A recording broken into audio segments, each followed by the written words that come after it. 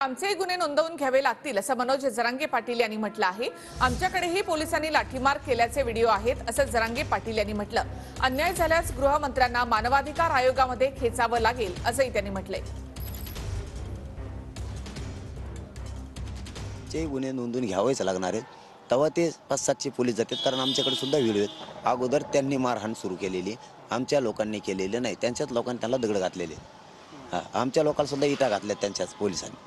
त्याच्यामुळे त्यांना ते आमचे सुद्धा मग त्यावेळेस म्हणले होते गुन्हे मागे घेऊ, म्हणून आम्ही क्रॉस कंप्लेन देऊ नका आम्हाला सांगितलं होतं। आमच्याही क्रॉस कंप्लेन घ्या, मग आम्हालाही त्यांच्यावरती गुन्हे दाखल करायचे, होऊन जाऊ द्या सगळे पाणी त्यांच्यावरही बी तेच त्यांची 7-120 बसारख्या कालमा होणार आहे।